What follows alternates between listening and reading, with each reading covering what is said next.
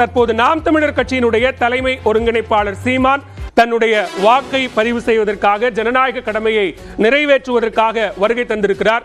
அந்த நேரலை காட்சிகளையும் நாம் பார்த்துக் கொண்டிருக்கிறோம். தொடர்ச்சியாக பல்வேறு அரசியல் கட்சி தலைவர்கள், திரைப்பிரபலங்கள் தங்களுடைய ஜனநாயக கடமையை நிறைவேற்றும் வண்ணம் தங்களுடைய வாக்குகளை பதிவு செய்து கொண்டிருக்கிறார்கள். அந்த வகையில் நாம் தமிழர் கட்சியினுடைய தலைமை ஒருங்கிணைப்பாளர் சீமான் தற்போது தன்னுடைய வாக்கை பதிவு செய்வதற்காக நீலாங்கரையில் இருக்கக்கூடிய வாக்குச்சாவடி மையத்திற்கு அவர் வருகை தந்திருக்கிறார். நேரலை காட்சிகளை நாம் பார்த்துக் கொண்டிருக்கிறோம். அவருடைய மனைவியோடு தற்போது வாக்களிப்பதற்காக நீலாங்கரை வாக்குச்சாவடிக்கு சீமான் வருகை தந்திருக்கிறார்.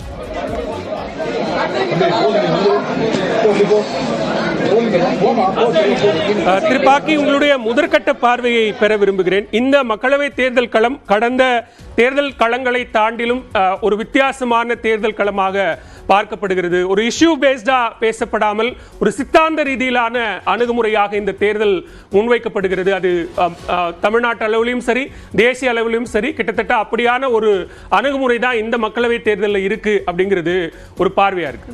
சித்தாந்த போர் அப்படின்னு ராகுல் காந்தியே பிரகடனம் செய்திருக்கிறதுனால என்ன மாதிரியான சித்தாந்தம்னு பார்க்கணும். ஒரு சித்தாந்தம் என்றால் ஒரு தத்துவம், ஒரு ஆன்மீக தத்துவம் அப்படிங்கிறது அல்லாமல் இந்திய ஜனநாயகத்தினுடைய நடைமுறையில் ஏதேனும் புதிய மாற்றங்கள் வருமே ஆனால் அது எந்த அளவுக்கு சாதக பாதகங்களை ஏற்படுத்தும் என்கிற பார்வையில், என்கிற விமர்சனத்தில் என்னுடைய பார்வையில் என்கிற விமர்சனத்தின் அடிப்படையில் தான் ரெண்டாக பிரிச்சிருக்கு. ஒன்று, அதனால தான் இந்தியா கூட்டணி என்பதில் இடம்பெற்றிருக்கிற அத்தனை கட்சிகளுமே முரண்பட்ட அரசியல் கோட்பாடுகள், நான் இங்கே ஐடியாலஜின்னு சொல்கிறது, அரசியல் கோட்பாடுகள் எல்லாமே வேறுபட்டதாக இருந்தாலும் ஒரு புள்ளியிலே இணையறாங்க. ஆனால் அந்த புள்ளி எந்த அளவுக்கு வெற்றி தருங்கிறத நம்ம அது பொறுத்திருந்து தான் பார்க்கணும். இந்த பக்கம் ஒரு தேசிய ஜனநாயக கூட்டணியுடைய அணியை வகுத்திருக்கிற கட்சிகள் ஒரு பார்வையில் இருக்காங்க. இந்த சித்தாந்த போர் என்பது வெறும் ஐடியாலஜிக்கல் போர் மட்டும் அல்லாமல் அரசியல் கோட்பாட்டின் அடிப்படையிலான போராகத்தான் பார்க்க முடியும். அதுதான் இது தேசிய அளவில் இருக்கு. தமிழ்நாட்டை பொறுத்தவரை கிட்டத்தட்ட அந்த நிலைப்பாட்டை தான் வச்சிருக்கேன். அதை முன்னிறுத்தி தான் இந்த தேர்தல் களத்தையே எல்லாரும் கண்டிருக்காங்க. நான் அப்படிதான் பார்க்குறேன். அதனுடைய விளைவு எப்படிங்கிறது அடுத்த விஷயம். பட் இன்றைய அடிப்படையில் தான் இந்த எப்படின்னா 1977 எமர்ஜென்சி சர்வாதிகாரத்துக்கு எதிரான ஜனநாயகம் அப்படிங்கிற போது ஜனநாயகத்தை காப்போம் என்கிற அணியில் சேர்ந்தவங்க எல்லாமே முரண்பட்ட ஐடியாலஜி உள்ள கட்சிகள் தான்.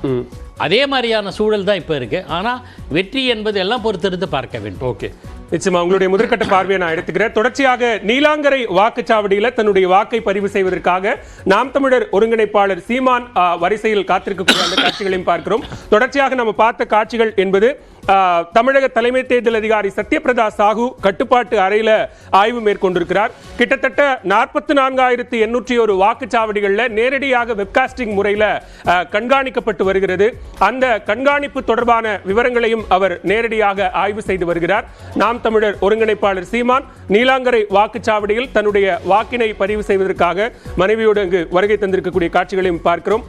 திரு சுக்னா திவாகர், இப்போ திரு நாம் தமிழர் கட்சியை பொறுத்தவரைக்கும், சீமானை பொறுத்தவரைக்கும் தொடர்ச்சியாக தனித்துதான் போட்டி. எல்லா கட்சிகள் மீதும் பரஸ்பரம், அது பாஜக மீதும் அவருக்கு குற்றச்சாட்டு இருக்கு, இங்க இருக்கக்கூடிய அதிமுக திமுக மீதும் குற்றச்சாட்டு இருக்கு. மாற்று நாங்கள் தான் என்கிற முழக்கத்தை தொடர்ச்சியாக முன்வைப்பதும் ஒவ்வொரு தேர்தல்களிலும் ஒரு கணிசமான வாக்கு சதவீதத்தை, வாக்கு வங்கியை நாம் தமிழர் அறுவடை செய்வது என்பதும் என்ன பலனை கொடுக்கும்? நாம் தமிழர் கட்சி கடைசி தேர்தலுக்கு 7% வாக்குகளை பெற்றிருக்கிறார்கள் அப்படிங்கிறது மிக முக்கியமான ஒன்று. ஏன்னா இன்னைக்கு பிஜேபி வளர்ந்து விட்டது என்று சொல்லுகிறது. ஆனால் பிஜேபியுடைய வாக்கு சதவீதம் என்பது 3% தான். பிஜேபி இத்தனைக்கும் பிஜேபி கூட்டணிகளோட தான் தேர்தலை சந்தித்திருக்கிறது. அந்த வாக்கு சதவீதத்தில் கண்டிப்பாக கூட்டணிகளுடைய பங்களிப்பு என்பது கண்டிப்பாக இருக்கும். நாம் தமிழர் கட்சியை பொறுத்த வரைக்கும் தனித்தே 7% வாக்குகள் வாங்கியிருக்கிறார்கள்.